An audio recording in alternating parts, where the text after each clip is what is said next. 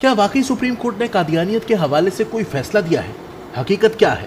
قادیانی شہری کو supreme court سے ضمانت ملنے کا کیس۔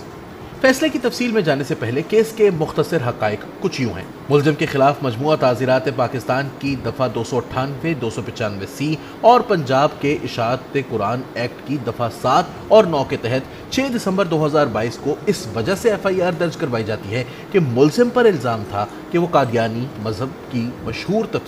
تفسیر صغیر کی تقسیم میں ملوث ہے۔ خلاصہ کلام یہ ہوا کہ ملزم پر بنیادی طور پر 3 الزامات تھے جو کہ درج ذیل ہیں۔ Number 1، Punjab Quran printing and recording act 2010 کی دفعہ 7 اور 9 کے تحت تفسیر صغیر کی تقسیم کا الزام۔ نمبر 2، مجموعہ تعزیرات پاکستان کی دفعہ 295 بی کے تحت توہین قرآن کا الزام۔ نمبر 3، مجموعہ تعزیرات پاکستان کی دفعہ 298 سی کے تحت قادیانی مذہب سے تعلق رکھنے والے افراد کا خود کو مسلمان ظاہر کرنے کا الزام۔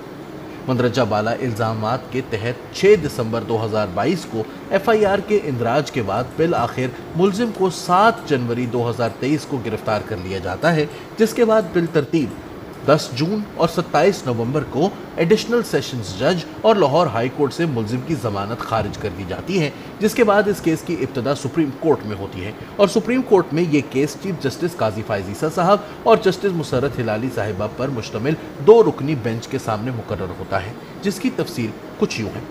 نوٹ: یاد رہے کہ سپریم کورٹ کے سامنے اس کیس میں 2 سوالات تھے، جن میں پہلا ملزم کی جانب سے ضمانت بعد از گرفتاری کی درخواست تھی اور دوسرا معاملہ ملزم پر جو فرد جرم عائد کی گئی تھی اس سے مختلف جرائم کو حذف کرنے کی درخواست تھی۔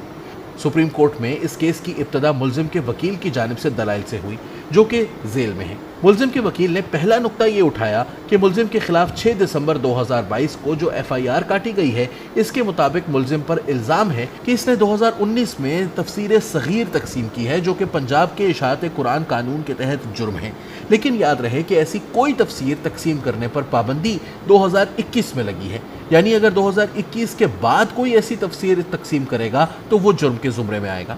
یہاں پر 2 مسئلے آئے۔ پہلا تو یہ کہ ملزم پر الزام یہ تھا کہ اس نے تفسیر صغیر 2019 میں تقسیم کی ہے، تو تب یہ جرم ہی نہیں تھا، اور دوسرا یہ کہ فوجداری مقدمات میں مقدمہ بروقت دائر کرنا بہت زیادہ اہمیت کا متقاضی ہوتا ہے، لیکن اس کیس میں 2019 کے الزام کی بابت ایف آئی آر 2022 کے آخر میں درج کروانا سمجھ سے بالاتر ہے۔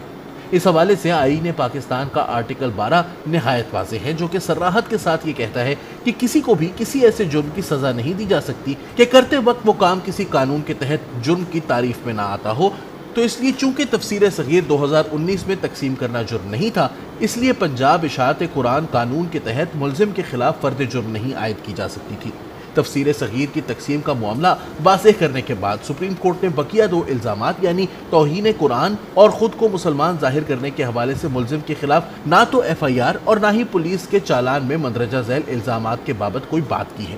تاہم اس بنیاد پر عدالت نے مندرجہ بالا دونوں دفعات فرد جرم سے حذف کرنے کا فیصلہ کیا۔ سپریم کورٹ کے سامنے چونکہ 2 سوالات تھے، تو پہلا معاملہ واضح کرنے کے بعد فیصلے میں قرآن مجید کی مندرجہ ذیل آیات کا حوالہ دیا گیا ہے۔ نمبر 1، سورہ بقرہ کی آیت نمبر 256، نمبر 2، سورہ رعد کی آیت نمبر 40، نمبر 3، سورہ یونس کی آیت نمبر 99۔ سپریم کورٹ نے اس کے بعد ملزم کی جانب سے ضمانت بعد از گرفتاری کی طرف رخ کیا ہے، جس کا آغاز سپریم کورٹ نے یوں کیا ہے کہ ملزم پر فرد جرم تو فوجداری قانون ترمیمی ایکٹ 1932 کی دفعہ 5 کے تحت عائد نہیں کی گئی، لیکن ایف آئی آر اور چالان کے مندرجات سے یہ معلوم ہوتا ہے کہ ملزم نے یہ مندرجہ بالا دفعہ کے تحت جرم کیا ہے، جس کے تحت زیادہ سے زیادہ سزا 6 مہینے ہے اور ملزم پہلے سے ہی تقریباً 13 ماہ سے جیل میں ہے، تو اس لیے عدالت نے ملزم کو ضمانت پر رہا کرنے کا حکم دیا ہے۔ سپریم کورٹ نے فیصلے کے آخر میں نہایت ہی اہم بات لکھی ہے کہ اس طرح کے کیسز کا بنیادی تعلق کسی عام آدمی یا اس کی پراپرٹی کے ساتھ نہیں بلکہ ریاست کے ساتھ ہے۔ تحریر ذوالقرنین ایڈوکیٹ، ٹیم ممبر قانون دان۔